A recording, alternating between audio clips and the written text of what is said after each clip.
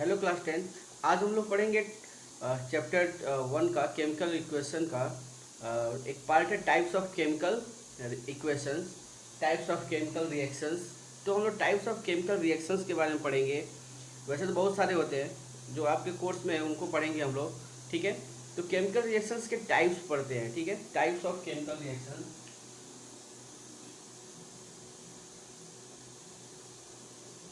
Types of chemical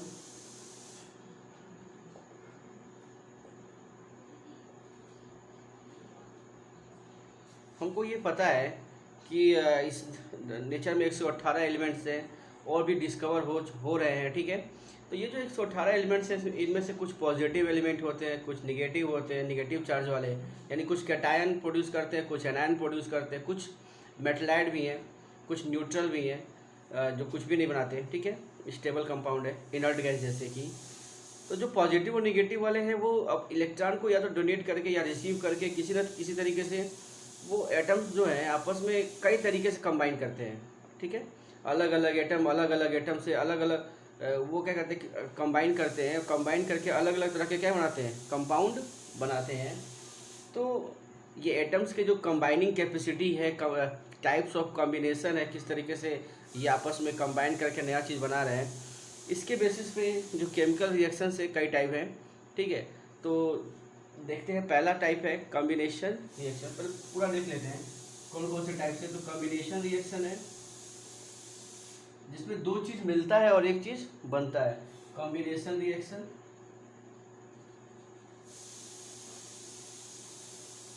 second है decomposition, जिसमें एक सिंगल सबस्टेंस ब्रेक हो जाता है दो या दो से अधिक पार्ट में, उसको क्या बोलते हैं, डिकम्पोजिशन। थर्ड वन है डिस्प्लेसमेंट। इसमें ज़्यादा रिएक्टिव एलिमेंट कम रिएक्टिव वाले को उसके कंपाउंड से, उसके साल्ट से क्या करता है, डिस्प्लेस कर देता है। फोर्थ है double displacement, double displacement reaction. ये हमको 4 पढ़ना है। इस वीडियो में हम 2 के बारे में पढ़ेंगे, कॉम्बिनेशन रिएक्शन और डिकम्पोजिशन रिएक्शंस के बारे में। तो शुरू करते हैं हम लोग कॉम्बिनेशन रिएक्शन से। ठीक है,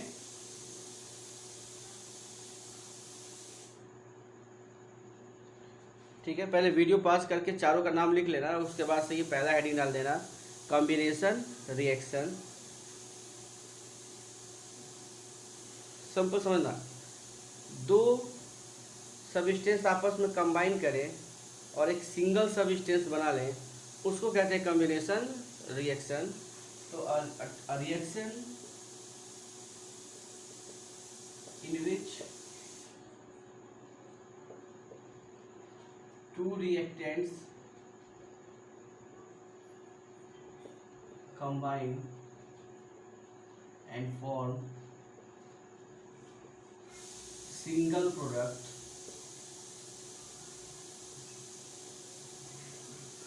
is called combination reaction।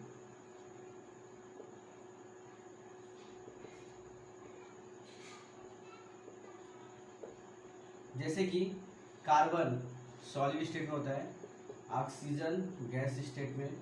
जब ये रिएक्ट करते हैं तो क्या बनाता है, single product CO2। Carbon oxygen दो रिएक्टेंट से आपस में मिले और एक सिंगल प्रोडक्ट बनाए हैं CO2। अगर पूरी एग्जाम में दे दे ऐसे इक्वेशंस और पूछे कि ये किस टाइप का रिएक्शन है, किस टाइप का रिएक्शन है, तो हम बताएंगे कि ये कॉम्बिनेशन रिएक्शन है। रीजन पूछे तो क्या बोलेंगे, because in this reaction two reactants combine and form a single product। और अगर हम एग्जांपल देखें, H2 plus O2 this gives H2O। H2O liquid है, ऑक्सीजन गैस है, हाइड्रोजन गैस है। ठीक है, जब हाइड्रोजन और ऑक्सीजन गैस मिलते हैं तो क्या बनता है, H2O लिक्विड। इसमें भी क्या है, दो सबस्टेंस आपस में कंबाइन किए और एक सिंगल प्रोडक्ट बना हुआ है, यानी कि ये रिएक्शन किसका एग्जाम्पल है, तो कॉम्बिनेशन रिएक्शन का। ठीक है, अगर हम मार्केट से क्विक लाइम लाए हैं, क्विक लाइम, उसमें वाटर मिला रहे हैं लिक्विड, तो ये बन जाता है CaOH होल ट्वाइस, ये एक्वस सॉल्यूशन है, पानी की में घोल के बना हुआ है। तो ये सिंगल प्रोडक्ट बना CaOH का होल ट्वाइस, ठीक है, और दो चीज़ मिले हैं तो ये चीज़ बना है। ये क्या है, क्या कहते हैं, कॉम्बिनेशन रिएक्शंस के एग्जाम्पल है। और भी बहुत सारे N2 नाइट्रोजन और हाइड्रोजन, ये गैस होते हैं, ये आपस में रिएक्ट करते हैं और बनाते हैं अमोनिया गैस। तो ये हैबर प्रोसेस कहलाता है, ये वाला हैबर ढूंढे थे इसको, हैबर प्रोसेस। अब इस NH3 को क्लोरीन गैस से रिएक्ट करा करके इस तरीके से मतलब अमोनियम क्लोराइड बन जाएगा, फर्टिलाइजर बनता है, केमिकल फर्टिलाइजर। तो ये कॉम्बिनेशन रिएक्शंस के क्या है, एग्जाम्पल है। अभी ये क्विक लाइम वाला आ गया था, तो एक जगह जरा हम पूरा जो चूना वाला जो रिएक्शन है शुरू से लेकर लास्ट तक लिख लेते हैं, उस पर कई क्वेश्चन पूछता है घुमा फिरा के। तो एक बार पूरा हम रिएक्शन लिख लेते हैं वो चूना वाला, ठीक है, जितना भी है। ये कॉम्बिनेशन रिएक्शंस वीडियो पास करके नोट कर लेना। अभी अलग से लिख लो कहीं इसको, चूना वाला जितना भी रिएक्शन है क्या है, लाइम स्टोन एक सेडिमेंट्री रॉक है, लाइम स्टोन, ठीक है। हम उसका फार्मूला होता है CaCO3, ये लाइम स्टोन है। कैल्शियम कार्बोनेट, क्या करते हैं, कैल्शियम कार्बोनेट को हम स्ट्रांगली हीट करते हैं इन the presence limited air. Limited air देखो यहाँ पे हम किसी भी चीज़ को हीट कर किया जाता है तो वो ऑक्सीजन से रिएक्ट करता है। यहाँ हम CaCO3+O2 नहीं लिखे हैं, ऑक्सीजन क्योंकि बहुत कम लेते हैं, बहुत कम, तो बहुत कम होने की वजह से ऑक्सीजन उससे रिएक्ट करता हुआ दिखता नहीं है। तो नहीं, अगर ऑक्सीजन होता ना तो ये जल जाता, हमको जो चीज़ चाहिए वो चीज़ नहीं मिल पाता। इसीलिए हम इन द प्रेजेंस लिमिटेड एयर इसको स्ट्रांगली हीट करते हैं, तो ये बन जाता है CaO+CO2, ये सॉलिड है और ये CO2 गैस है। CO को क्या कहते हैं, ये तो कैल्शियम ऑक्साइड हो गया, केमिकल नेम क्या होगा, कैल्शियम ऑक्साइड, लेकिन वैसे इसको क्या कहते हैं, क्विक लाइम, क्विक लाइम। तो लाइम स्टोन को स्ट्रांगली हीट करेंगे तो क्विक लाइम बन जाएगा CO2। क्विक लाइम को बोरी में भरे रहते हैं लोग, चूना वाला बोरी जो आता है वाइट वॉशिंग के लिए। तो चूना जो होता है वो क्या है, क्विक लाइम है। हम घर पे लाते हैं CaO को बोरी एक बाल्टी में पानी ले करके, वाटर ले करके, लिक्विड उसमें मिलाते हैं, घोलते हैं, तो हमको मिलता है lime water, CaOH whole twice, ठीक है। CaOH जो होल ट्वाइस है, ठीक है, इस प्रोसेस में हीट यूज हो रहा है, यानी ये वाला जो प्रोसेस है एंडोथर्मिक है, एंडोथर्मिक प्रोसेस है, इसमें हीट रिलीज होता है, इसमें हीट निकलता है। ये वाला कौन सा प्रोसेस है फिर, एक्सोथर्मिक प्रोसेस, ठीक है। इसको भी ऐसे ही अभी याद रखना कि कैल्शियम कार्बोनेट से क्विक लाइम बनने का जो प्रोसेस है एंडोथर्मिक, और कैल्शियम ऑक्साइड में जब पानी मिलाते हैं लाइम वाटर बनता है, इसको लाइम वाटर कहते हैं, लाइम वाटर, या इसका एक और नाम है स्लैग्ड लाइम, ठीक है। अब क्या करते हैं, जब चूना लगाते हैं दीवार पे ना तो देखते हैं एकदम पानी पानी जैसा दिखाई देता है, मतलब सफ़ेद दिखाई नहीं देता, कलरलेस दिखाई देता है, ठीक है, लगता है कुछ लगाया ही नहीं है। लेकिन कुछ देर बाद जब सूख जाता है तब वो वाइट कलर में चेंज हो जाता है। सूखना का मतलब हो गया CaOH का होल ट्वाइस जो एटमॉस्फेयर में CO2 गैस है उससे रिएक्ट कर लेता है और बना लेता है CaCO3+H2O, ये सॉलिड है, लिक्विड है। CaCO3 और H2O बन जाता है, ठीक है। अभी क्या है, CaCO3 का कलर वाइट होता है, मिल्की वाइट, तो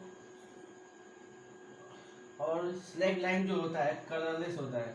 कई जगह लिखे थे, आप लिख देना ये कैसा होता है, तो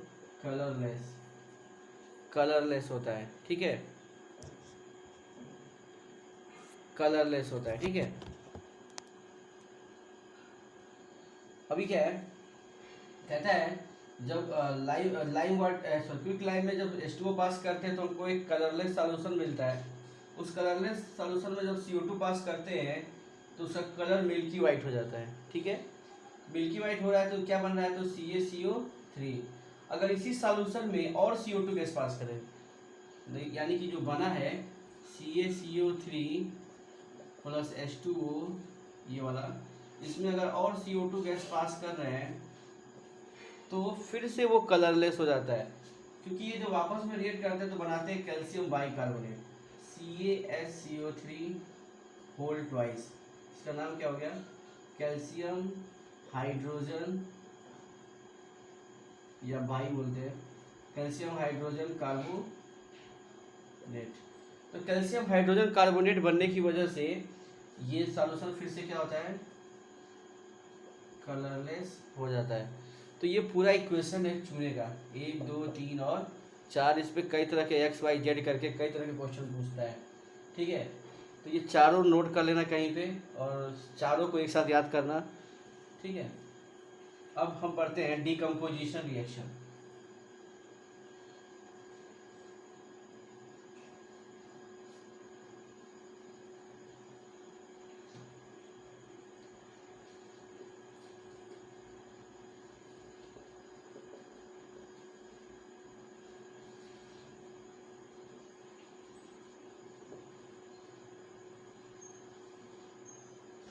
डीकम्पोजिशन का सिंपल मीनिंग होता है टूटना, ब्रेक होना। तो इस रिएक्शन में क्या होता है, एक सिंगल सबस्टेंस दो या दो से अधिक पार्ट में क्या होता है, प्रोडक्ट में क्या होता है, टूट जाता है। इसको डीकम्पोजिशन रिएक्शन कहते हैं। कहीं कहीं पे हीट करने पे टूटता है, कहीं पे इलेक्ट्रिसिटी पास करने पे टूटता है, कभी सनलाइट की वजह से टूटता है, तो कभी एंजाइम्स की वजह से टूटता है।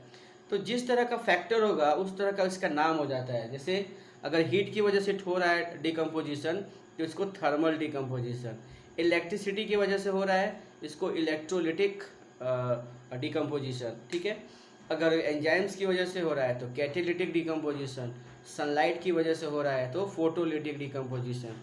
तो फैक्टर्स जिसके प्रेजेंस में डिकम्पोजिशन रिएक्शन हो रहा है उसके बेसिस पे इसका अलग अलग नाम है।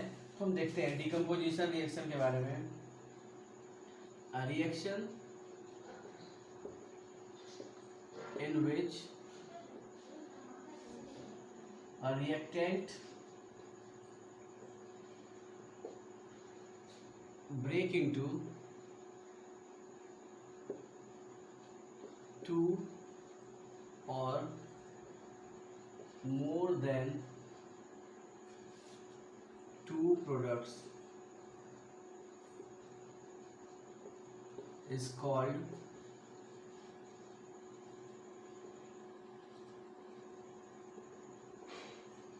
decomposition. It's called decomposition reaction. It is of following type.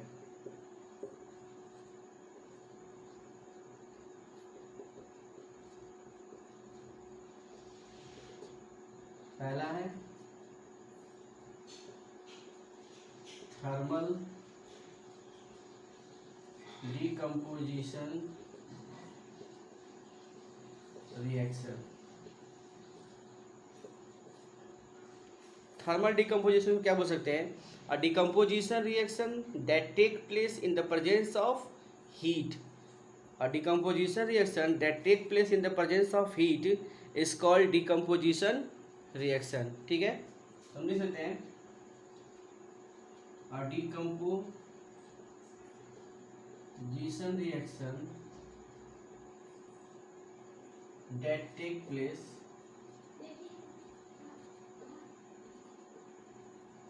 in the presence of heat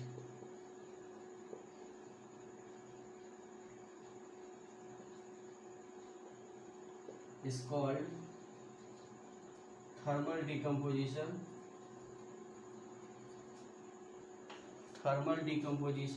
reaction।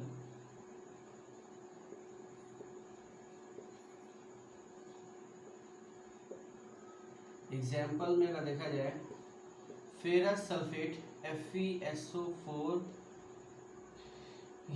पहले इसके साथ 7H2O होता है, गर्म करेंगे 7H2O निकल जाएगा, फिर उसके बाद जो FeSO4 बचा है, ठीक है, उसको जब हीट करते हैं तो ये टूट जाता है 3 प्रोडक्ट में, Fe2O3 सॉलिड, SO2 गैस और SO3 गैस, ठीक है।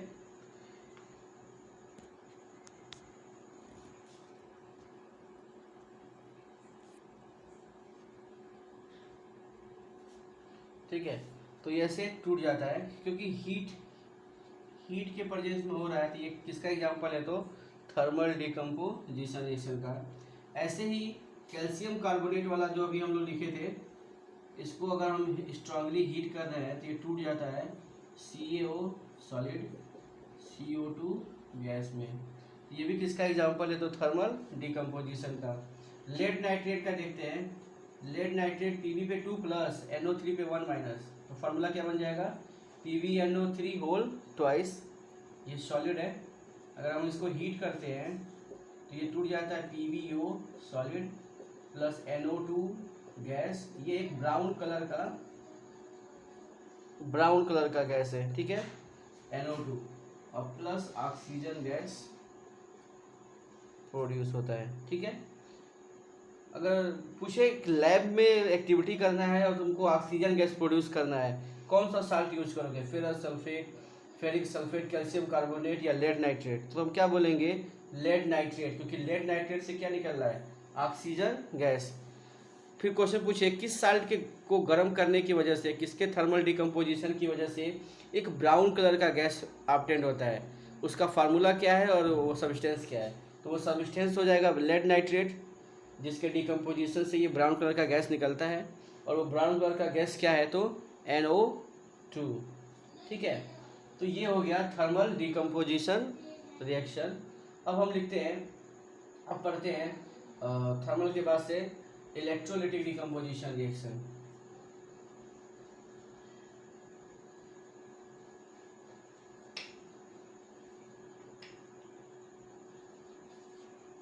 बी है electrolytic decomposition reaction.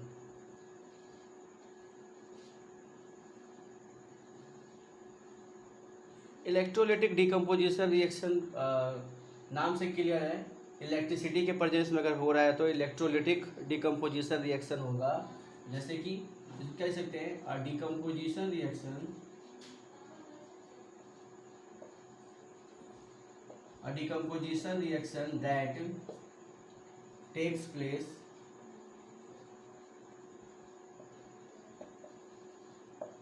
in the presence of electricity is called electrolytic decomposition reaction।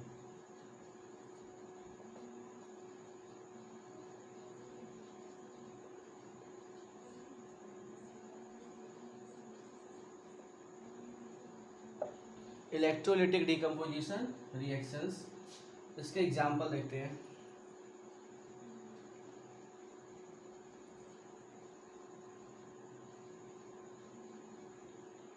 इसके एग्जाम्पल है जो बुक में दिया है एनसीईआरटी में, वो है इलेक्ट्रोलिसिस ऑफ वाटर,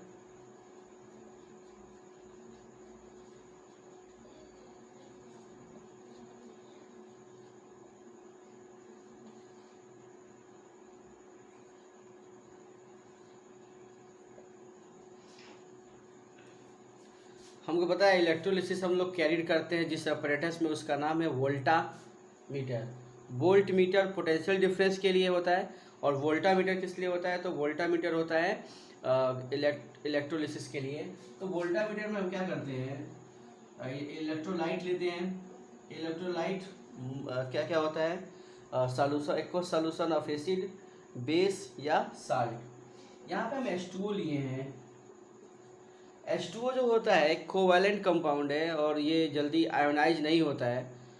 अगर इसके साथ एसिड थोड़ा सा हो या थोड़ा बेस हो या थोड़ा साल्ट हो तब ये आयंस में टूटता है। वैसे प्योर वाटर जो होता है H2O जो होता है केवल वो कोवलेंट कंपाउंड है, वो आयंस में टूटता नहीं है। इसको तोड़ने के लिए थोड़ा सा इसके साथ H2SO4 मिला देते हैं, ठीक है। तो हम एसिडिफाइड वाटर का इलेक्ट्रोलिसिस करते हैं, ना कि केवल प्योर वाटर का, ये याद रखेंगे, ठीक है।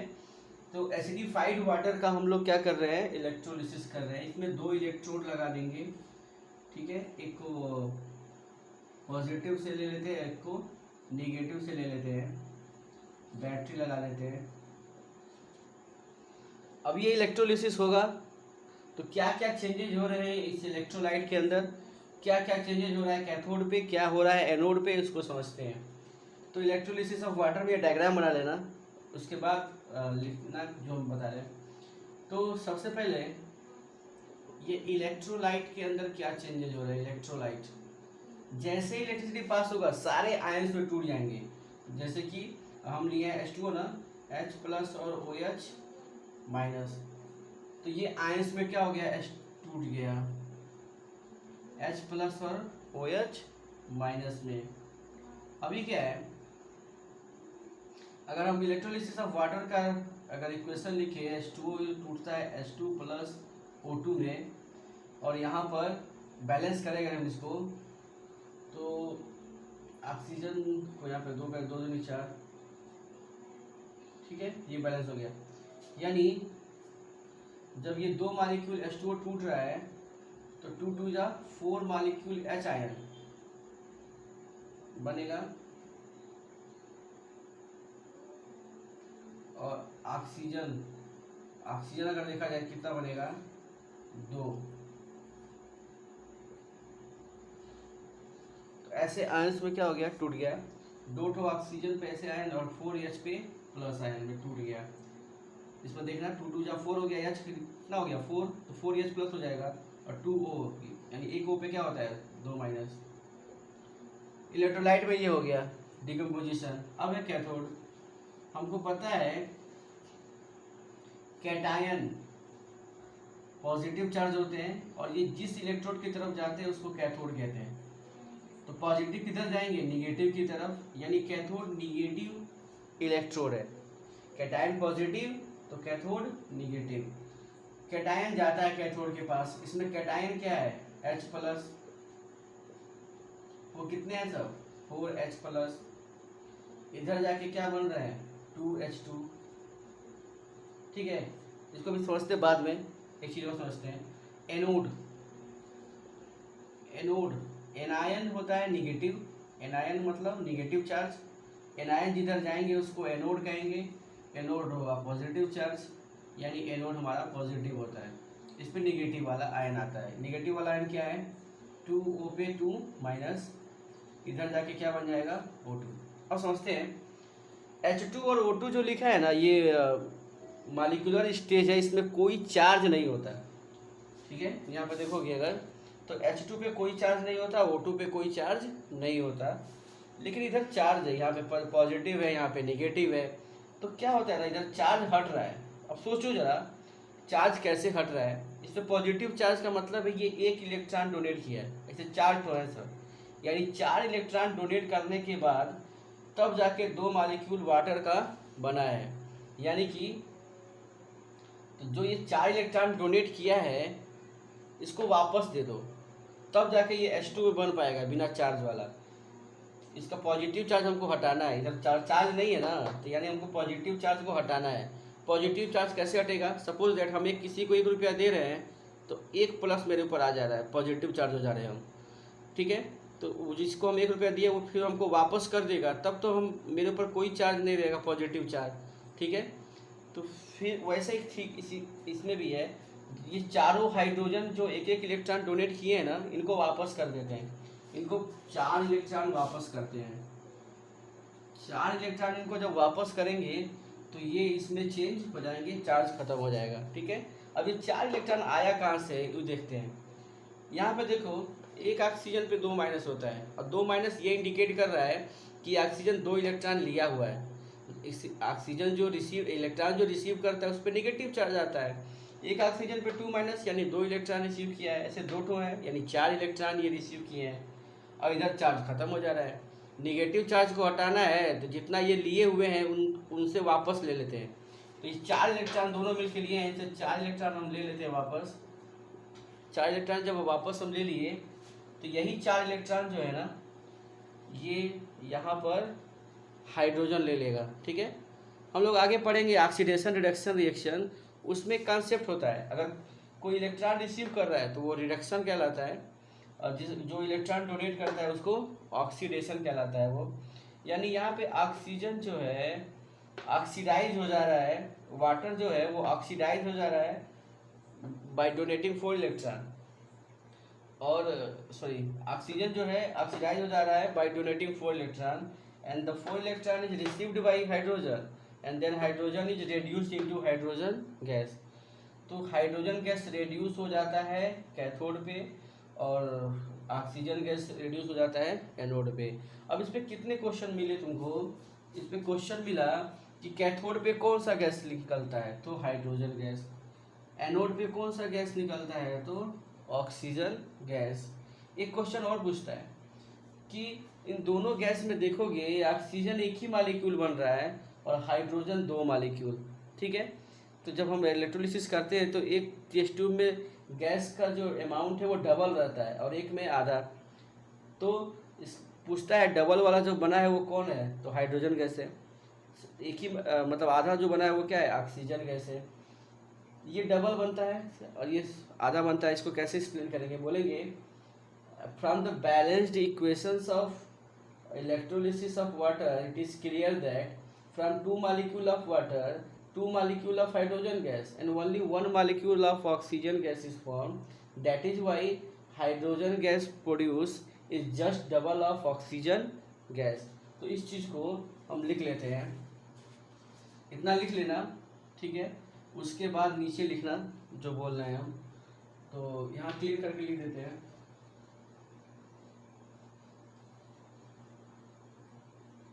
यहाँ पे from the balanced equation of electrolysis of water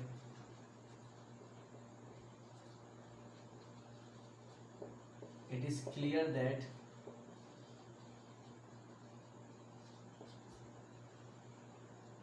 from 2 molecules of water 2 molecules of hydrogen gas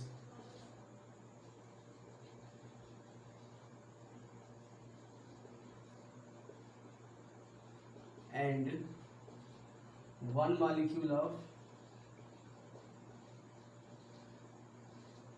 oxygen gas is produced. ठीक है, 1 molecule of oxygen gas is produced. Due to this, hydrogen gas produce just double of oxygen gas. तो ये हो गया electrolysis of water, पूरा का पूरा हो गया। तो हम लोग डिकम्पोजिशन में थर्मल डिकम्पोजिशन पढ़ लिए, इलेक्ट्रोलिटिक पढ़ लिए। अब पढ़ लेते हैं फोटोलिटिक डिकम्पोजिशन रिएक्शन। थर्ड है फोटोलिटिक डिकम्पोजिशन रिएक्शन। तो फोटोलिटिक डिकम्पोजिशन रिएक्शन में क्या होगा, reaction decomposition reaction reaction that take place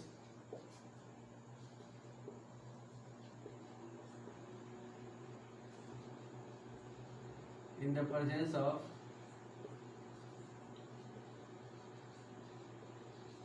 sunlight is called photolytic decomposition reaction.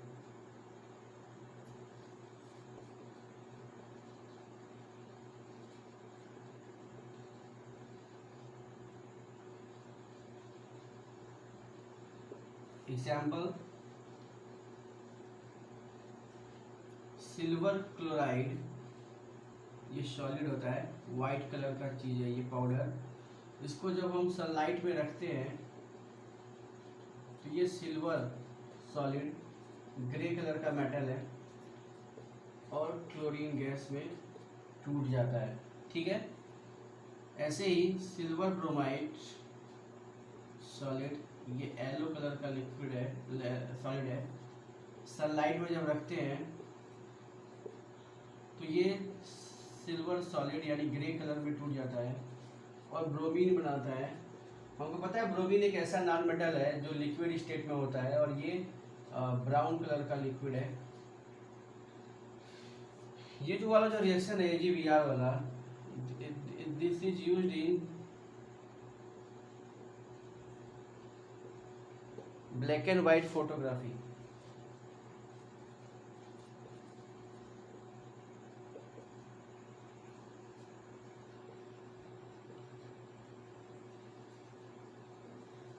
ठीक है, तो ये पूरा डिकम्पोजिशन रिएक्शन हो गया, ठीक है।